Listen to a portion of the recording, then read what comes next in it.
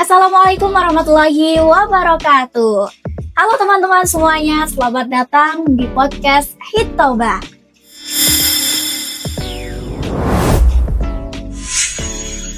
Nah, kali ini kita akan membahas topik yang sangat menarik dan juga relate dengan para mahasiswa. Apa itu? Yakni tentang bagaimana caranya kita bisa tetap istiqomah, tetap konsisten dalam hal ibadah, yakni sholat. Kadang kita di tengah-tengah sibuknya tugas kuliah dan juga kegiatan lainnya sering mengabaikan sholat. Nah, gimana caranya agar kita tidak menunda-nunda sholat? Kali ini kita akan sharing ilmu dengan narasumber yang hebat. Di sini ada mahasiswa UIN SSC yang akan berbagi ilmu dengan kita di podcast kali ini. Kita say hi dulu ya. Halo Kak Gina. Halo.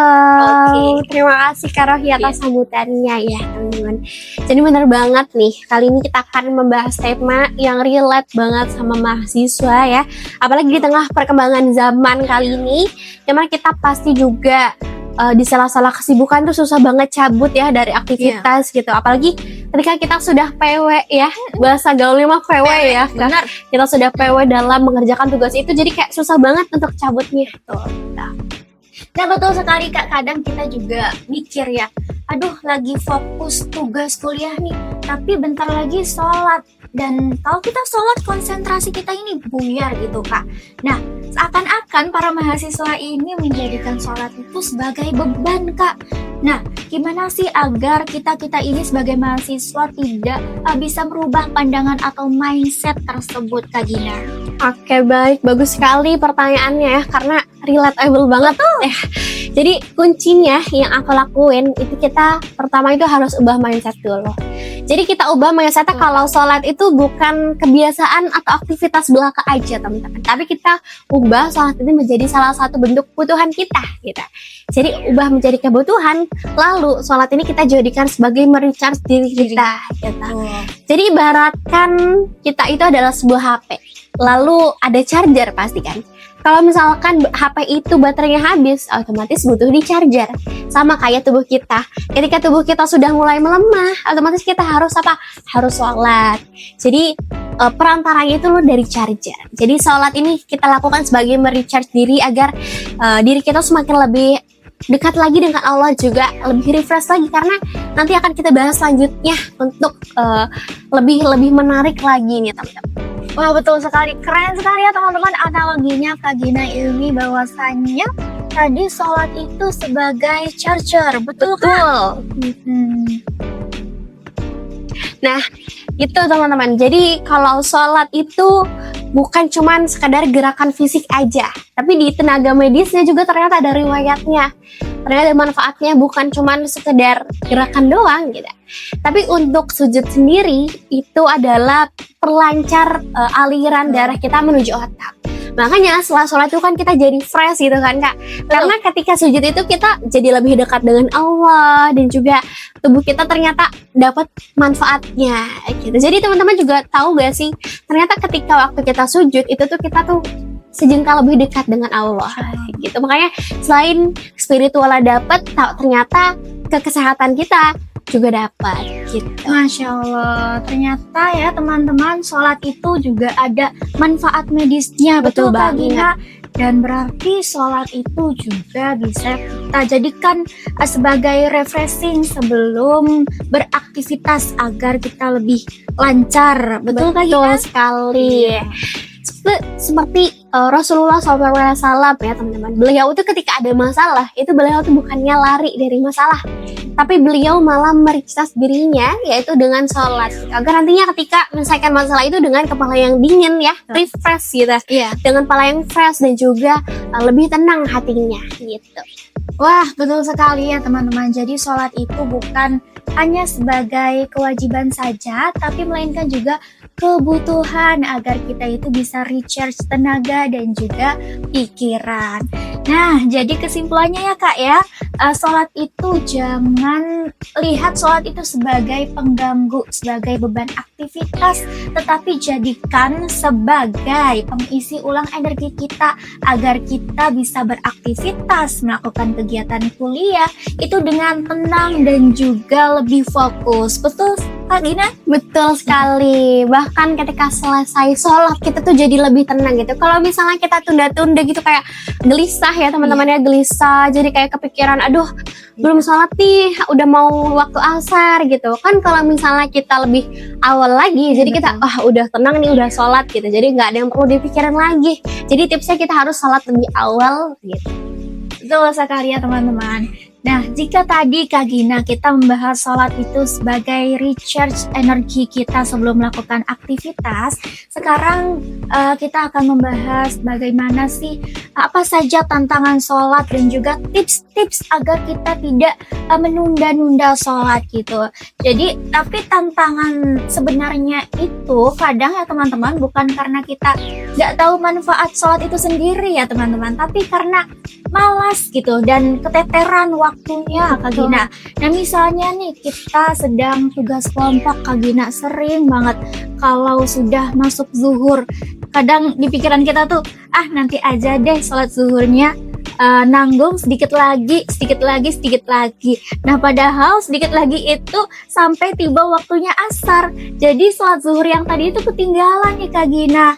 Nah, gimana sih Kak solusinya agar teman-teman mahasiswa yang sering menunda-nunda sholat ini agar tidak menunda-nunda dan juga tepat waktu sholatnya Kak Gina? Nah ini ya teman-teman kebiasaan mahasiswa ya, suka menunda-nunda ya, suka menunda-nunda waktu, apalagi waktu sholat. Jadi tips pertama, kita itu bukan gak tahu manfaat, bener banget, tapi kita ini kurang sadar kalau misalnya sholat itu kita yang butuh Allah, bukan Allah yang butuh kita gitu. Jadi dibandingkan kita buang-buang waktu untuk sekedar nongkrong kan berjam-jam gitu, apalagi scroll TikTok ya. Ini Gen Z suka banget scroll TikTok ya sampai berjam-jam tuh suka nggak sadar gitu. Nah lebih baik kita luangkan waktu sekedar 5 menit minimal teman-teman untuk melaksanakan kegiatan sholat ini gitu. Jadi kita yang butuh Allah gitu, bukan Allah yang butuh kita. Jadi coba teman-teman biasakan sholat awal waktu ya, biar kalau misalnya teman-teman nunda itu setan akan ngebisikin gitu, nanti aja sampai akhir waktunya asar gitu. Jadi kalau udah mepet-mepet kan sholatnya nggak khusyuk gitu kan. Betul sekali Kak Gina, sering banget ya terjadi di para mahasiswa yang sedang melakukan tugas gitu ya. Nah dengerin ya teman-teman bahwasannya bukan Allah yang butuh kita gitu, tapi kita yang butuh Allah. Dan kita hanya butuh waktu 5 menit kok gitu untuk melakukan salat itu. Betul Kak Gina? Betul sekali. Untuk tips-tips yang lainnya ada tidak nih Kak, untuk agar kita tidak lupa untuk mengerjakan sholat tepat waktu? Ada nih, ada banget tipsnya teman-teman. Ini praktisnya atau actionable-nya teman-teman bisa lakukan ya. Tipsnya itu yang pertama teman-teman. Yang pertama teman-teman harus pasang alarm khusus nama sholat. Jadi kan biasanya kan kalau penanda waktu sholat tuh sholat zuhur gitu doang ya sih, sholat zuhur.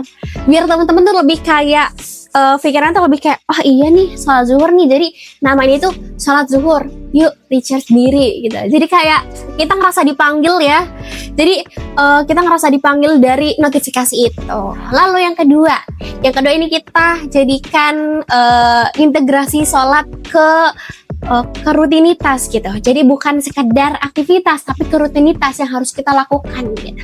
Jadi misalnya habis kelas kita nih langsung buru-buru cepat wudhu, karena nanti kalau udah waktu sholat ya udah kita tinggal sholat aja gitu. Jadi kita harus menjaga wudhunya gitu. Jadi jangan buka HP dan juga nggak perlu nyari waktu untuk kapan nih kita udah mulai harus wudhu gitu. Jadi selesai kelas sudah langsung boleh wudhu gitu. Lalu yang ketiga ya teman-teman, kita harus cari teman yang menjadi pengingat kita. Jadi kita punya circle yang saling mengingatkan waktu sholat. Dan itu salah satu bukti kalau rezeki itu nggak selalu berbentuk uang, teman-teman.